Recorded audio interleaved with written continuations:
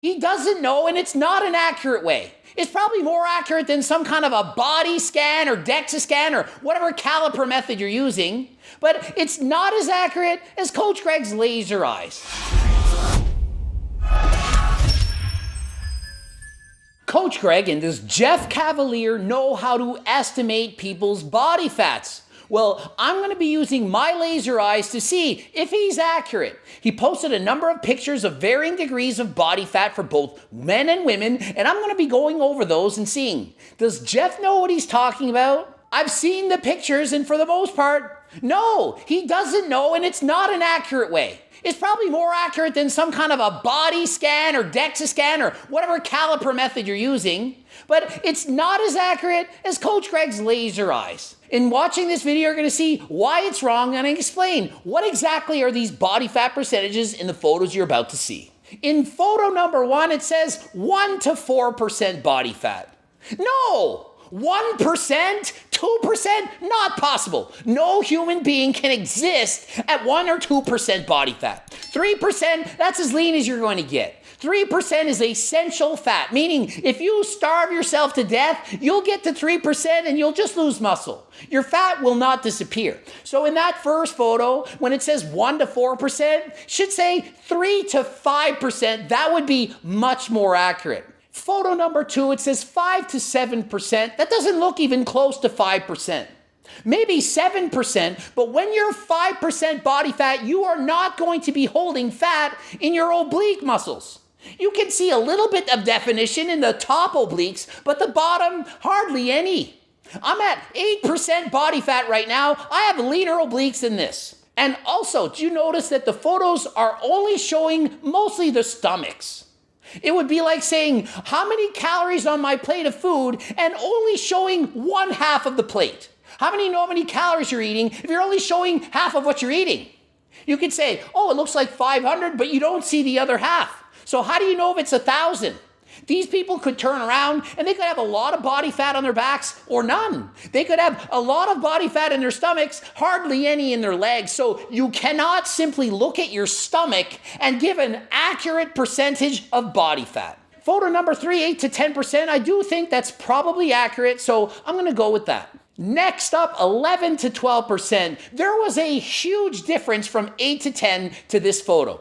This photo, guy looks much closer to 15% body fat. He has some abs flexed properly, but certainly doesn't look shredded. It doesn't look like if he lost 1 or 2% body fat, he would be as lean as the previous photo.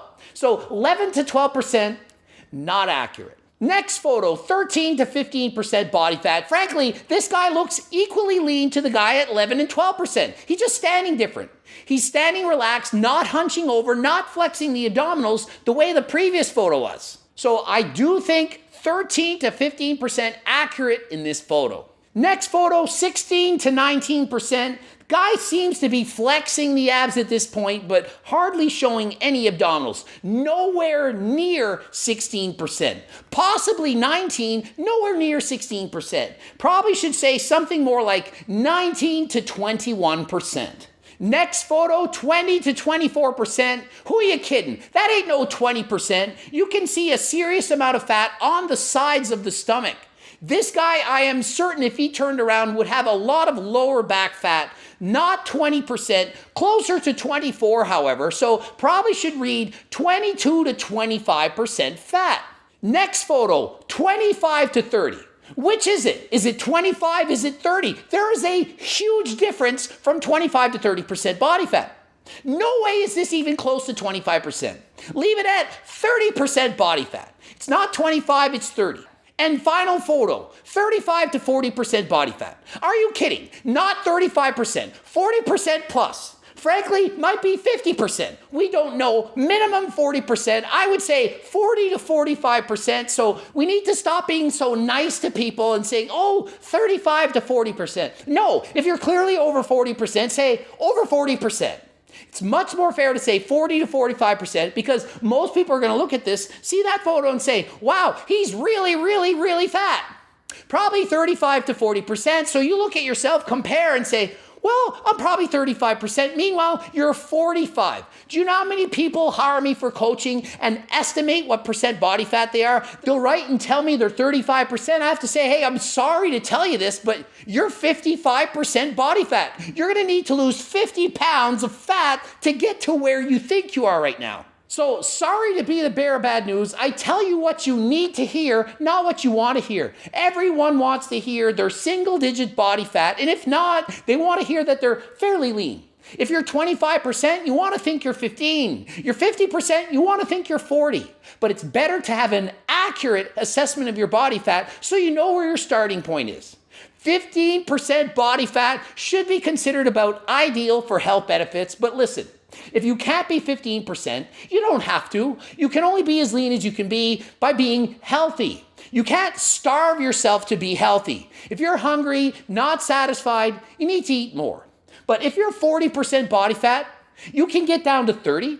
You don't need to get down to 15 because anything leaner than you are right now is still going to offer health benefits. So if you're 40, just think, I'll try to get down to 30. And if I feel good at 30, then maybe I'll try to get down to 25. Don't think you're 40%, you have to get to 15. It's overwhelming. You might starve yourself. And it's better to lose a bit of weight and keep it off than lose all the weight and then gain it all back. And now the women's turn, and this is just as bad as the men, if not worse. Photo number 1, 10 to 12%. Are you kidding me? Not even remotely close is this possible to be 10%. Closer to 15%.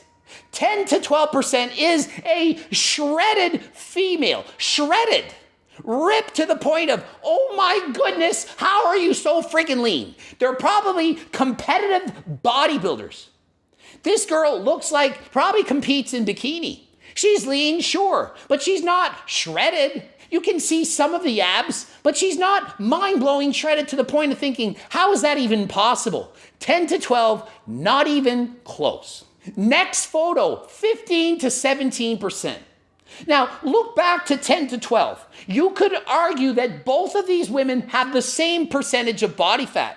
15 to 17 here, I think that's accurate. However, the woman who's 10 to 12 could easily still be in the 15 to 17%. So rather than showing that woman at 10 to 12, they should have showed the most shredded woman you've ever met in your life, shown that picture and said, this is 10 to 12. Next photo, 18 to 20. It's closer to 20 to 22, not too far off. You can see some abs, flat stomach, looks amazing. This is a healthy body fat for a female athlete. Not everyone has to be as lean as a female athlete. Female athletes, they should be that lean at the highest level. But even still, not everyone has the genetics to be shredded. So it's not a body fat percentage that you should strive for. It's simply a body fat percentage that's healthy for female athletes for the most part. Next photo, 21 to 23% body fat. You could argue that this woman has the same body fat as the person in the last photo.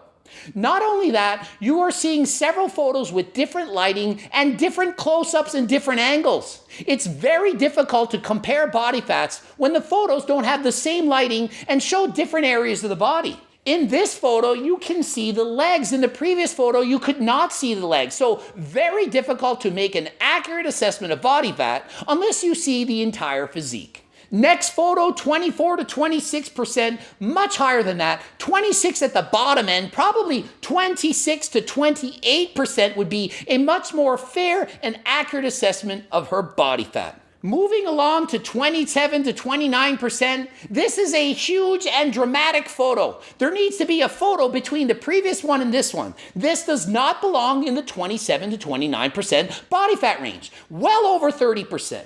You do not look like this when you have 27 to 29% body fat. This person probably overweight. 27 to 29%, it's not really that heavy. The average woman is 33% body fat, and if you have this much fat and think you're 27 to 29, it's just not accurate. Much more likely to be in the 30+% body fat range. Next photo, 30 to 35% body fat.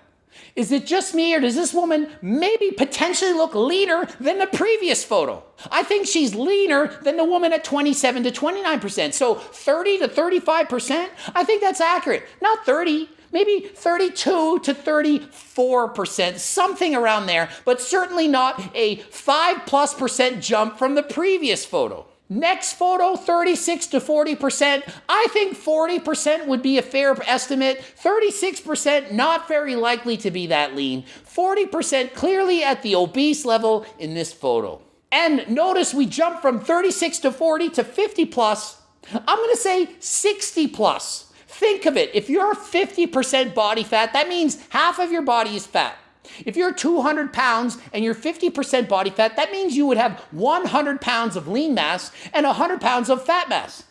I would estimate that this person, if she's at a normal average height of 5'4", probably weighs 250 or 300 pounds. If she's only 50% body fat and 250 pounds, that would mean her lean mass is 125, as in 125 pounds of 0% body fat. If she were a professional bodybuilder competing at 10% body fat and weighed 150, that would mean she'd have 15 pounds of fat, which would be 135 pounds. With 10% body fat, she would weigh approximately 150 pounds on stage. Not possible. Much closer to 60% or more body fat. The reality is many females and males are over 50% body fat. Some are over 70% body fat. This happens. It's morbid obesity. When you're morbidly obese, your chances of dying, they're extreme.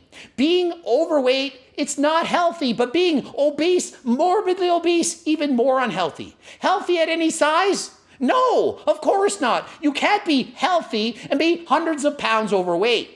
Not saying it's their fault. They obviously have poor genetics for weight loss, but there is something you can do about it. If you eat in a calorie deficit, you will lose fat.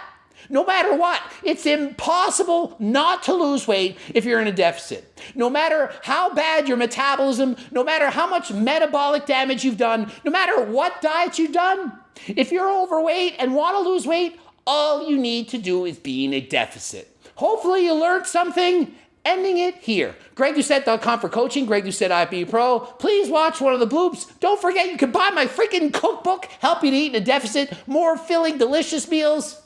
Also have harder than last time supplements, fat burners, pre-workout, protein powders, more to come. Visit hcltsubs.com. And until next time, I am out.